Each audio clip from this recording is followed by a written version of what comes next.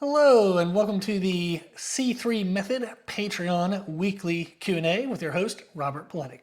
Our goal is to educate you on everything health and fitness related with a clear, concise, and customized approach. We want you to know what you need to know and how to apply it in a way that fits you best. This is our weekly Q&A for our Patreon service. The questions are provided by our Patreon members. If you would like to be able to submit questions for this podcast, for this weekly Q&A, you can join our Patreon, which is patreon.com/C3 method, and the 3 is spelled out T-H-R-E-E, so C-T-H-R-E-E method. You can also find us about our services and anything else that we do on our website at c3method.com, and we're also on Instagram and YouTube under the name C3 Method as well. As part of our Patreon service, not only do you get to ask questions that we cover in this weekly Q&A, but we also have training programs that are written for you. We have training templates that you can actually create your own training programs and use the weekly Q&A to submit questions and be able to get guidance on how to do that better. There's every single week there are questions I answer in direct messages because they might not apply well to this type of public format. So if you have questions as a Patreon member, you will get those questions answered, whether it's through the Q&A or whether it's direct communication. My goal is through the Patreon membership that you get access to everything you need. So we have a nutrition video on how to set up your own nutrition program. We have the training programs that are created for you. You can also create your own. You have the weekly Q&A. I mean, there's tons and tons of information. On our YouTube channel, people can submit any topics for YouTube videos, and I'll teach on those. We have our regular podcast, which has 2 other episodes every single week. I just recorded one about how to manage self-sabotage, the fear of letting others down. So we do cover mindset topics. We also cover nutrition, training, really anything that people want to learn about. So my hope is if you need anything, there's 1,000,001 ways to reach out and get the help. Let's get into this week's questions. The first question we have: what are the best pre-workout, intra-workout, and post-workout foods? That could be, over an hour in itself. So the pre-workout, intra-workout, post-workout, instead of talking about specific foods, because there's an endless answers, let's discuss the categories of what we want. So pre-workout, we want to be able to have energy for the workout. I'm not a big fan of fasted workouts. It's not typically best for performance, especially if the training modality, the training style is a longer duration. And then high intensity, you might be able to get away with it with some massive amounts of caffeine.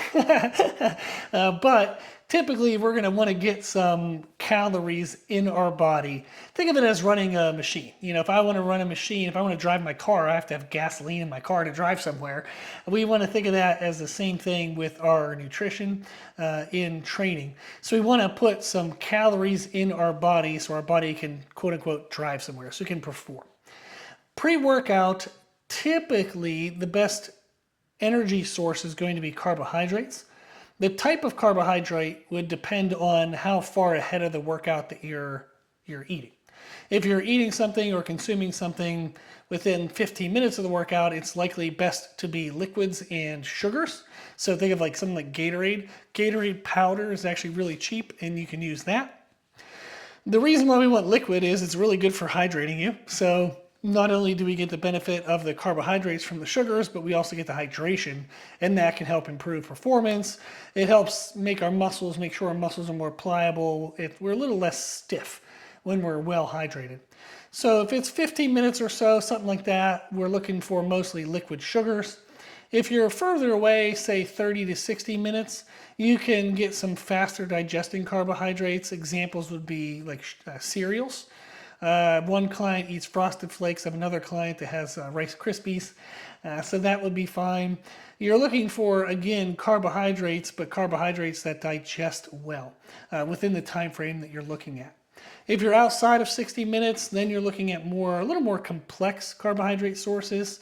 You can throw like a banana, for example, is something that probably is pretty good timing around the 30 to 60 minute mark.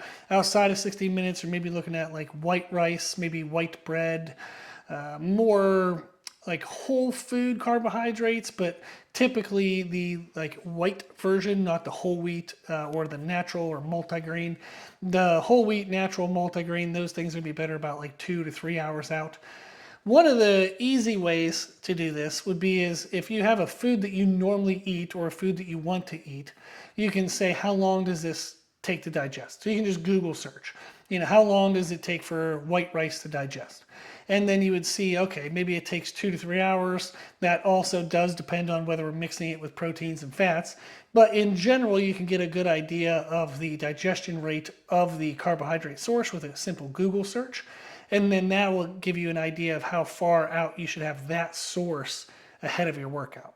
You can also do it based on time frame. So you might want to ask Google, what carbohydrate sources digest in 30 to 60 minutes.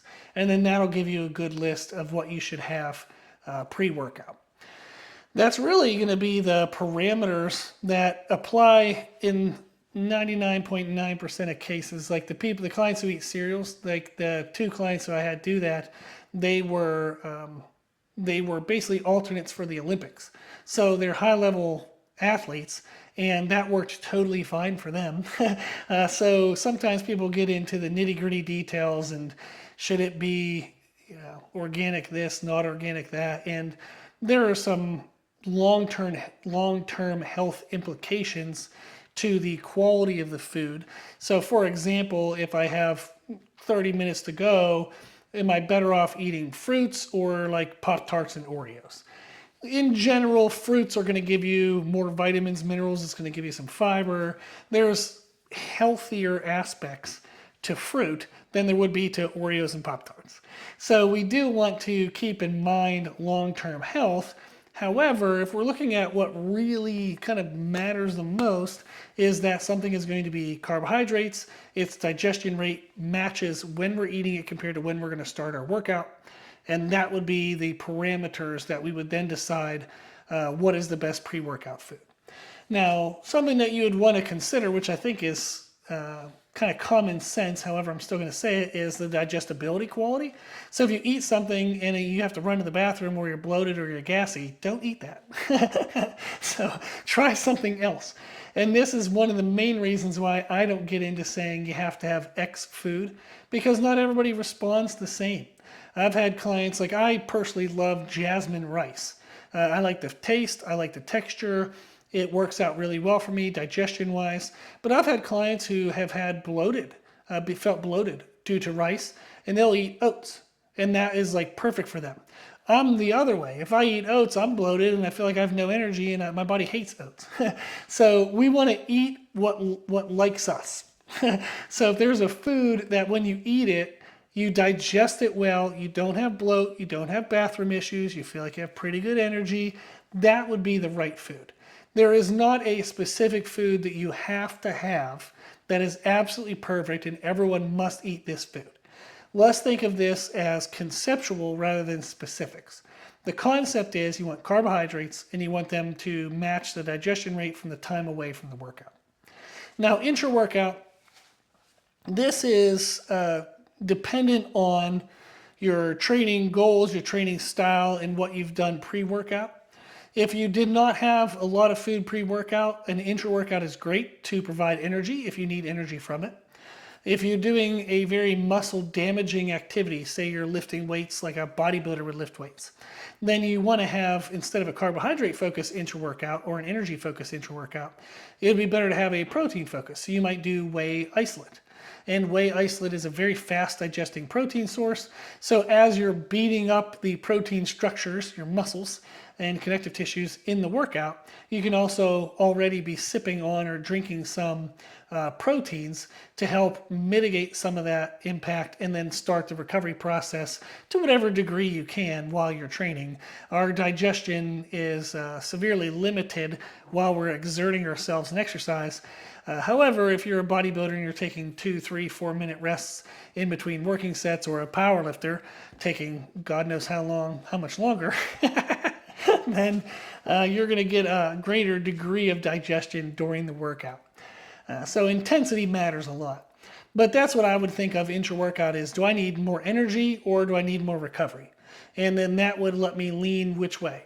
If I need more energy, I'm going to go for liquid sugars. If I need more recovery, I'm going to go for whey isolate. If I want a blend, I do a blend. The easiest blend, in my opinion, is the Gatorade powder with a whey isolate powder. And you can just mix that up and drink that while you work out. So that would be the concepts that I would look for intra-workout. Post-workout, this is something that is fun to talk about because it hurts my soul a little. When I was doing my master's in nutrition, I did my thesis on the anabolic window, which is the 20 minutes after a workout, and it was specific to muscle damaging workouts. And how important is it to get protein in as quickly as possible in that 20 minutes? How much protein? Should the protein be paired with a simple carbohydrate or a complex carbohydrate or fats? And that was a big research. So I ended up writing a 50-page paper, over 200 peer-reviewed research articles, spent an enormous amount of time and effort on that. And what I've learned was that, the sooner you can get protein in, the better. If you want to pair it with some carbohydrates, that kind of depends on your caloric allowance and what your long-term goals are. If you're really trying to cut body fat, the carbohydrates aren't necessary. Just get a really fast, simple digesting protein source, which would be the whey isolate. If you're at like performance goals and or you're trying to gain weight, then adding a simple carbohydrate is great because it does help shuttle the protein a little bit faster into the muscle tissues. However, what you do 20 minutes after the workout really doesn't matter much unless everything you do for the next 24, 36, 48 hours, maybe even more, is correct as well. Our total calorie intake for our recovery period post-workout, which depending on the intensity of the training can be a couple hours to a couple days, we would want to have sufficient calories, sufficient total protein. We want to have that relatively spread out so there's always protein available in our bloodstream. And that's what matters more than what we do in that one single meal stimulus in the 20 minutes after a workout. So although that is helpful, like an intra-workout can do a lot to reduce soreness. Proper post-workout protein consumption can do a lot to reduce soreness. And both of those are meaningful towards protein synthesis, like muscle creation and muscle repair, but it's only if our total calories and our total protein and our distribution are correct for the total recovery time following the workout. So everything needs to be balanced in perspective. But that is what I would look for post-workout is you want protein, and then you're really only going to pair that with a carbohydrate if you're at like performance focused or a muscle gaining focus. If you're a fat loss focus, the carbohydrates aren't really necessary. So that would be the quickest version of how to answer that question is what are the best foods for pre-workout, intra-workout, and post-workout. Hopefully that helps. Question number 2. Is breakfast necessary? I know people who do intermittent fasting and don't eat until midday, and it helps them lose weight. If that works, then is breakfast necessary? I promote that clients consume calories relatively evenly throughout the day. A general breakdown that I use with most clients is we divide the waking part of our day into 3 sections. So a day is 24 hours. We usually sleep for 6 to 8 hours. That means you're awake for 16 to 18 hours. If we divide that by 3, you get roughly about 5 to 6 hours. So the first 5 to 6 hours of being awake, we want to have 1/3 of our calories and proteins. That's the first 1/3 of our day of being awake. We have 1/3 of our calories and protein. The next 5 to 6 hours, which would be the next 1/3 of the day, we have another 1/3 of our calories and protein. Then the final 5 to 6 hours, the final 1/3 of the day, we have our final 1/3 of our calories and protein. The reason why I like this is it balances not only weight control, but our experience during our diet, whether that's a diet to lose fat, maximize performance, build muscle, whatever the diet might be, even if it's just for optimal health. The reason why is weight control can be managed by calories per 24 hours, which is a typical way that people do it. You could even measure calories per 48 hours or per week. There's almost an endless way of setting up calorie control in regards to a time frame measurement, but that is the key, is that you're controlling your calories. You're wanting to measure how much you eat in some way. Measuring them in calories is pretty convenient because there's calorie trackers and everything comes with a food label or it's on Google, and we're already used to measuring food by calories. You know, it's like you can measure gas efficiency as miles per gallon in a car. So calories for food just makes sense because our society is already structured that way.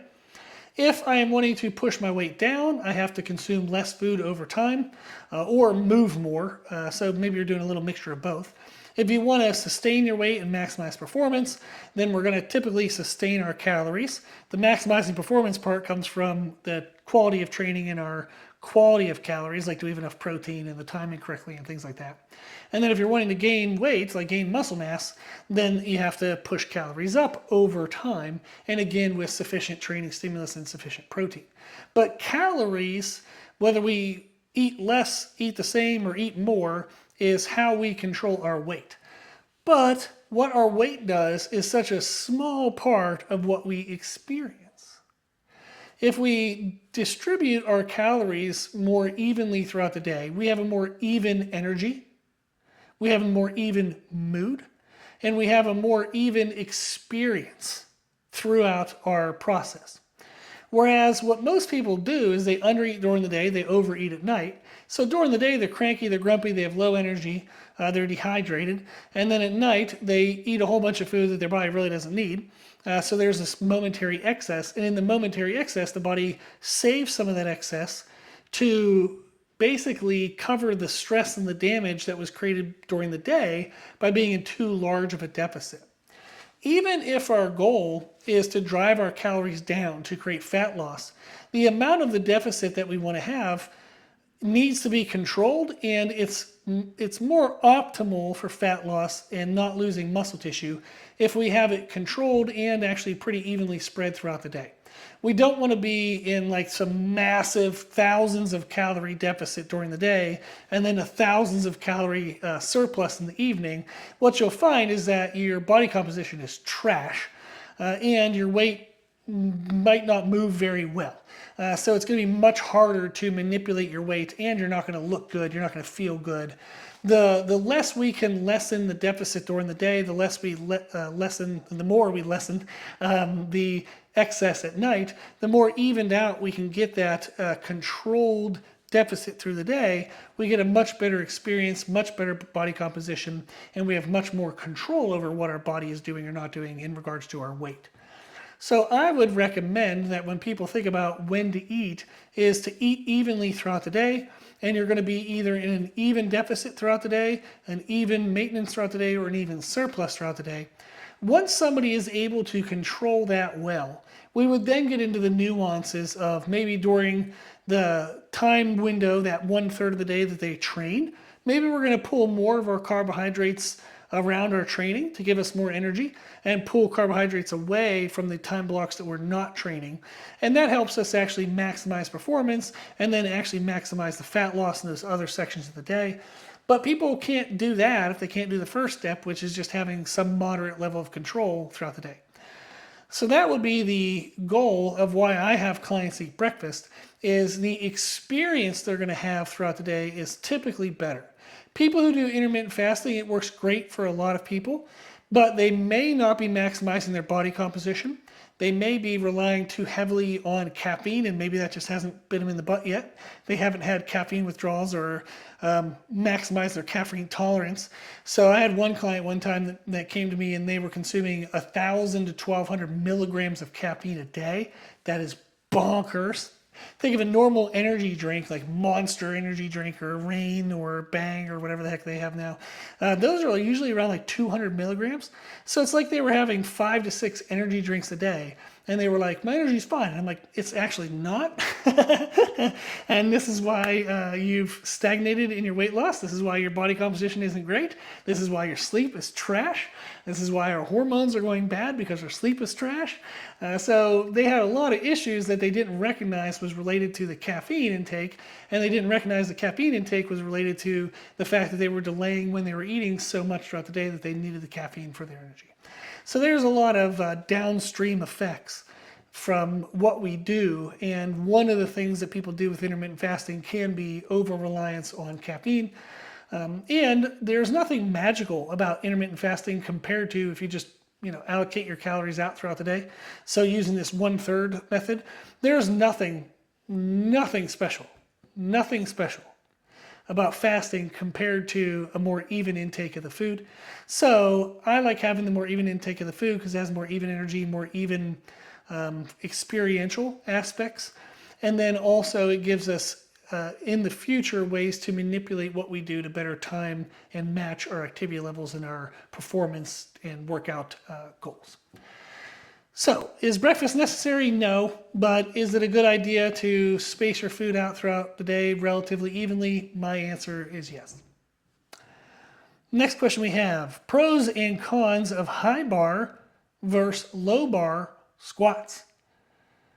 Okay, pros and cons. Let's go with what's good and bad about high bar, and then what's good and bad about low bar. I would argue that really nothing bad about them. I mean, if you have the anatomy and you can do both comfortably, there's benefits to blending both into your programming.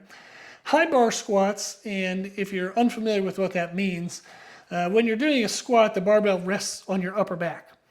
There's positions that you can put the bar where the bar might be an inch or two, depending on somebody's anatomy, an inch or two higher on your back, and that would be a high bar squat, or an inch or two lower on your back, and that would be a low bar squat. Typically, a high bar squat allows your torso to be more upright. When the torso is more upright, the squat in general is going to be more quad dominant. So you're going to use more quads as compared to your adductors and glutes, and there's going to be less strain on your core muscles, your spinal erectors, your obliques, and your rectus abdominis, your six-pack, to brace your body. So the more upright torso we have, the less abdominal stress we have. And then a low bar squat does the inverse, is there's less quads, and there's more of everything else I mentioned. So more adductors, more glutes, and more stress on the core muscles, the spinal erectors, obliques, and rectus abdominis.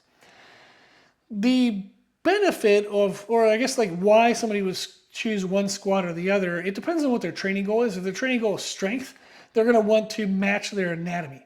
If they have long femurs and their hip sockets are relatively flared out, meaning they feel more comfortable with a wider stance, they're typically going to do better with a low bar squat because that will match their anatomy better. So although their torso is going to have to be more angled to the floor, it's more of a hip hinge style squat, they're going to feel just more comfortable, stronger in that position.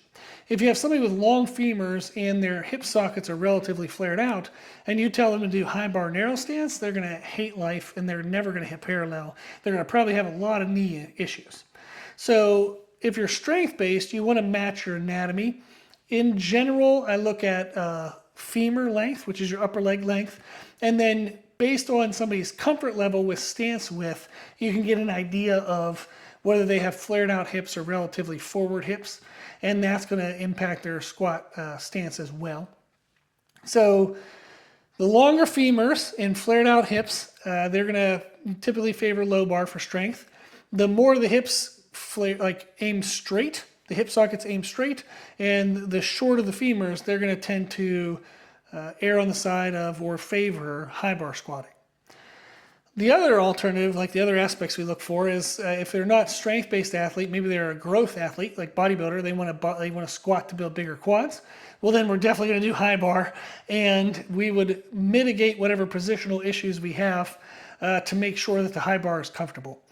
And what I mean by that is we want to get them in as much of an upright squat as possible, so they might have to wear Olympic lifting shoes. They may even have to stand on a wedge with Olympic lifting shoes. That's actually how I have to squat if I want to do a high bar squat. So if I want to grow my quads, I actually prefer to do front squats. Or the lazy way out is at home, Meredith and I have a Rogers Power Squat Pro, like the Squat Pro machine, which is basically it's like a safety squat bar on a machine. It's a guided machine squat, and it allows me to get very upright, and her as well. So that is a much better quad focused. Even if you don't go to parallel, it's actually not even necessary to go to parallel if you're trying to grow your quads. You want to go low enough that you don't feel like your kneecaps are going to explode. So you do want to have a certain amount of depth to where you get a little blend of all the other muscles included, but it's still going to be quad dominant. So if your goal is quad growth, then you would want to squat high bar, narrow stance, and do whatever you have to do to manipulate that positioning to make it work. If you're squatting to grow the adductors and glutes, then you're going to want to probably do a low bar, and you're going to do a wider stance. And then you would manipulate whatever you have to manipulate for that to work. So you might have to squat in flat shoes rather than Olympic lifting shoes. You may have to get into like a Smith machine, something that guides you and you can kind of get into a safer position and really control your positioning without having to balance and support so much. And that can reduce some of the core stress, the spinal erector, oblique, and abdominal stress. And so that's a couple of things we would think of. If you're an athlete, you're going to probably benefit from doing both. If you're an Olympic lifting athlete, then you're probably going to want to do high bar squats because that's going to be more so the position you're going to be in Olympic lifts. Olympic lifts, the athletes are typically going to be in as much of an upright torso as their anatomy allows. So your accessory squat, your barbell squat, would benefit to be high bar as well because that's more of an upright torso. So I don't know if that was the pros and cons, but that's a little bit of a breakdown of why you would choose one versus the other depending on what your goals are. Hopefully that was helpful. Next question. What are your top mass building exercises per body part? Oof, okay. Well, let's just go through it. If we think of shoulders, I like lateral raises. I know most people are going to say overhead presses. I have short upper arm bones, and so do many other humans. So my triceps tend to take over when I do overhead presses. They're more of a tricep builder than they are a shoulder builder for me. So I do a lot of lateral raises. I like cable lateral raises, dumbbell lateral raises, you name it, lateral raises. I do them all. My favorite is a cable lateral raise where I set the cable height to be about like mid-thigh, maybe around my knee. So the maximal tensional load is when the shoulder muscle is actually in the lengthened position. And then I would raise out to the side like a normal lateral raise. But the hardest part of the range of motion is when the muscle is most lengthened. And that's the inverse of what you experience when using dumbbells or free weights. Is when the dumbbells at the bottom, you have very minimal load. And then as you would raise out to the side, as the muscle shortens, the load actually maximizes. And that actually kind of protects the muscle from the stress and the damage you're trying to create. So you need more weight, you need more volume. Whereas with the cable structure, you expose the muscle more by weighting the lengthened position, and that can get better growth. So that would be my choice for shoulders, is a cable one-arm lateral raise with the pulley set at mid-thigh or knee height. And then if I think of chest, it's chest flies all day, every day, any variation of chest fly. And again, that's because it isolates the chest. It reduces the involvement of the triceps. If you have crappy form, it reduces the involvement of the front of your shoulders. And if you do enough flies and you prioritize them, you're going to grow a very good chest. So any chest fly is a good choice. One of my favorites is a incline fly on a cable station. So if you have a cable crossovers, you put an incline bench in the middle of it and you do a fly in that position. What I like is you get enough of a stretch load when the muscle is exposed in the open position. But then as you bring your hands closer together to the midline, the tension does not lessen at all, whereas it would with dumbbells. So you get a much better middle of the chest growth. And then by being on an incline, you get the upper chest. And the middle and upper chest are typically the areas of the chest that lag behind the most in growth because most people focus on presses, and presses mostly focus on the outside and bottom portion of your chest. So we want to invert that. We want to find something that focuses on the upper and inner part of the chest, which would be cable incline flies. Back, if I had to pick one, it would be pull-ups. But to me, that's an incomplete choice. You can do pull-ups where it involves the lats and the mid-back, but it's going to be more dominantly lats. You can have a great back doing pull-ups only, absolutely. If I got to add a second, I would choose cable seated rows with a narrow neutral grip. So I would cheat and do those two for back. So pull-ups and cable seated rows with a narrow grip. That would be my back choices. If we think about biceps, really, I think if you do anything with biceps, they work. So it's about execution. A preacher curl machine is really good. I don't use one on a regular basis because I don't have one here at home. One of my favorite things to do is to do a pump variation of a cable curl, where I use mostly the top 3/4 of the range of motion, and I do it very heavy, a little bit of body English for sets of 14 to 20 reps, and really pump up the bicep. I'll then move to a free weight variation, which I typically like to use dumbbells, but I will do barbell curls from every now and then. And then my biceps already pre-pumped, so when I get into the fully lengthened position, it really pulls on that pumped tissue, so it creates good tissue stress, but I don't need as much weight load, so it actually protects against bicep injury, like a bicep tear. So if you pump the bicep first, then you get into heavy loaded free weights, that tends to grow the biceps very well. Triceps, one of my favorites is dips. But that can be kind of hard to mix in during the week if you're mixing in all these other big compound movements. It can be a little aggressive on your elbows, your wrists, your shoulders. So although I do like dips, I tend to do a back supported tricep press down on a cable machine. So any kind of cable press down where I'm very strict in my position and I can isolate into the tricep muscle, that would be a good choice. I also really like skull crushers, especially at a 15-degree incline. Those are awesome. Any kind of overhead tricep extension is great as well. So I'm cheating here and just giving you some categories. I think that took care of the upper body. For abs, I like cable crunches with rope grip. That is typically, if I have only one, that would be the one. The other one I would do would be decline crunches. So if you get on a decline bench and just do crunches, especially weighted, that'll grow your abs really well. Then we go to the lower body. If we think of quads, this is going to be counter to what most people would say, but I really like leg extensions. I know that people are going to say that that's more of like a priming or a pre-exhaust, but I really, really, really like leg extensions. And I found for myself personally that my legs grow from higher repetitions and higher volume. When I did powerlifting and I could squat 600 in knee sleeves, my legs were the smallest they ever were. So when I pursued heaviness and strength, like low rep sets, my legs got really strong, but they didn't grow. What allowed my legs to grow was actually doing higher rep sets. Most of what I do is like 14 to 20 reps, and then I do a lot of work between 20 to 30 reps. That has allowed me to grow my legs the most, and I really believe that if you spend a good amount of time doing leg extensions, where you're looking at like 4, 5, 6, I've even done up to 10 working sets on leg extensions. Then, if you go into a hack squat or a leg press, it damn near doesn't matter what the hell you do. Anything's going to annihilate your quads.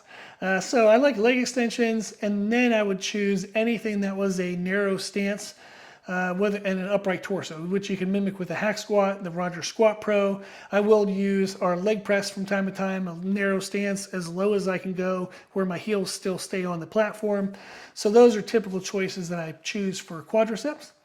Hamstrings, just pump them up and then tear them apart. So they're like biceps is. I use our lying leg curl to get a really massive pump in the hamstrings, and then I'll do barbell RDLs to kind of pull that pump open, and that grows the hamstrings very well. For glutes, I like hip thrust machines. We have a Nautilus glute drive here at home. I think that's a freaking awesome exercise. You can also do walking lunges, Bulgarian split squats, step ups. Any of those movements are going to grow your glutes very well as well. So I think that's all. On the calves, my favorite thing for calves is any straight-legged variation, and I like to do what's called overloaded eccentrics, to where I'll actually use my hands or use something to help perform beyond failure concentrics, and then have to release the assistance and force the calves to control the eccentric. So I'll maximize my concentric capacity, then add 2, 3, even 4 reps of eccentric overloads, and any variation, any machine, that tends to work really well. So that was a quick list. That's quick to me, but hopefully that helped answer that question. Next question we have. I recently listened to a podcast discussing the difference between motivation and discipline.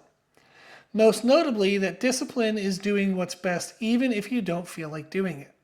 But I struggle to get up in the morning to get my workouts in, and I've noticed that on days I push myself to wake up early, I tend to make poor food choices later in the day.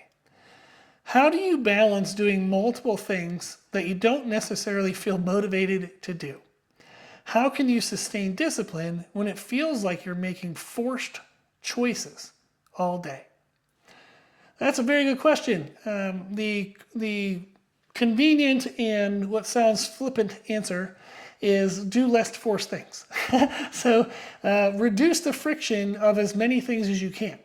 And what that means is make everything the least complicated it can be that still allows you to maximize your outcome.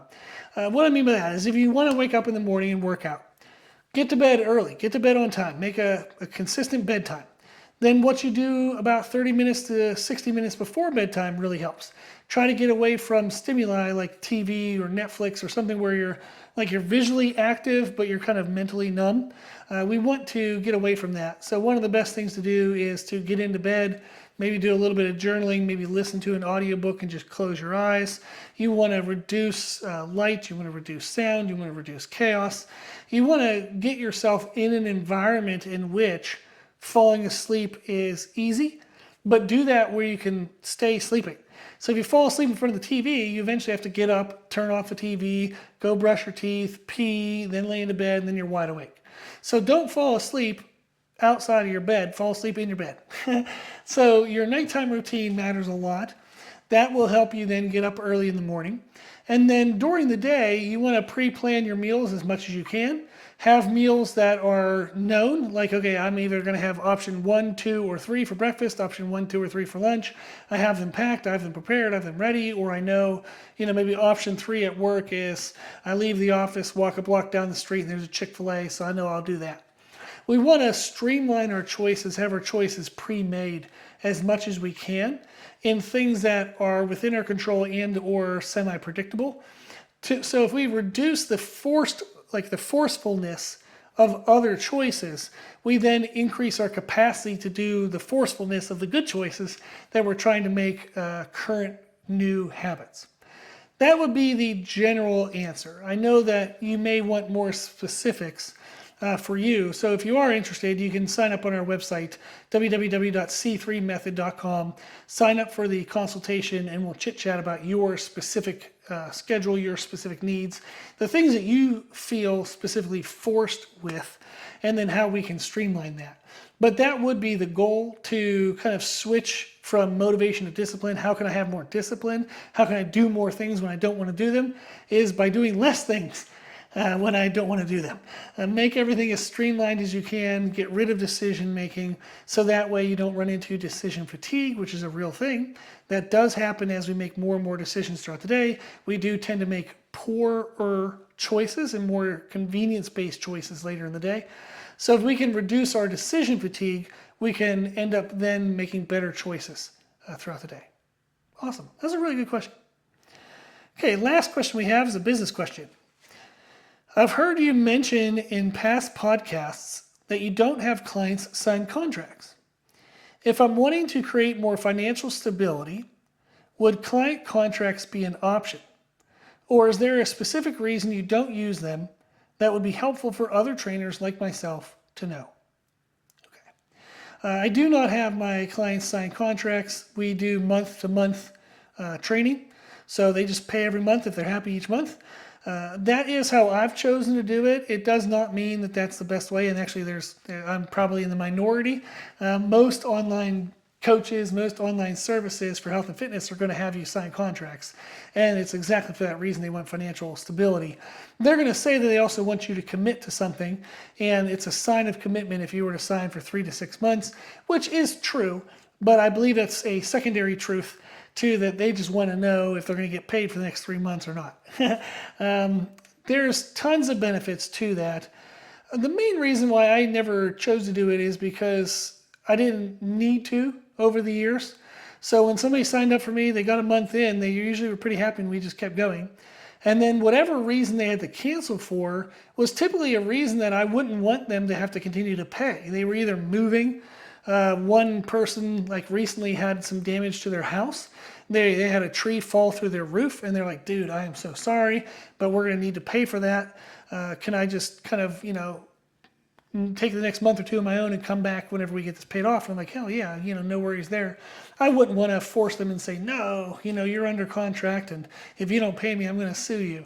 I'm never going to sue anybody. It's probably not worth the time or the money that it would take to do it, to get what I want out of it.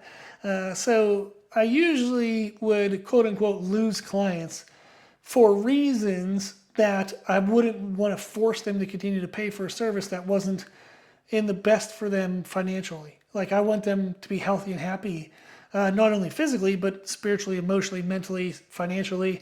So if they run into something in life where the service no longer is best for them, I would not want to force them to continue with the service and or the payments of the service. That is my choice. It does not mean that it's the best for business. It's not a best business choice. It's just how I want to do things. I've been very fortunate to have really good client longevity. I have very low client turnover. I get people reaching out through the podcast, through Instagram and YouTube, not so much, but mostly the podcast and Instagram a lot.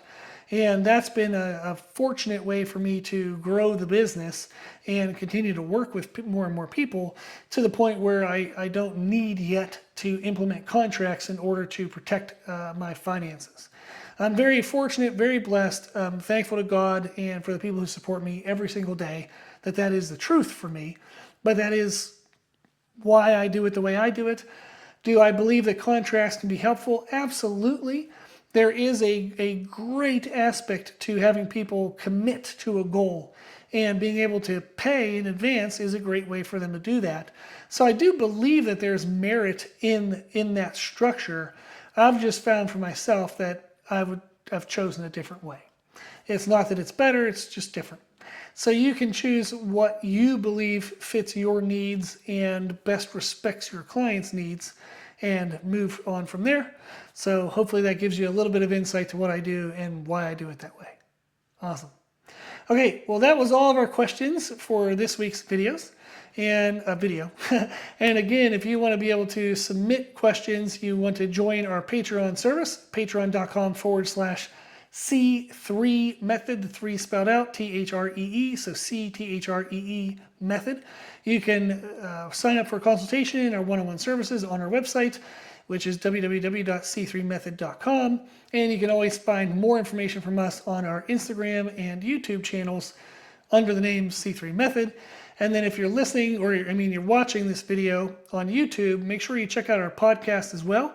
It's titled the C3 Method Podcast with Robert Polenik. You can find that on iTunes, Podbean, and most podcast platforms.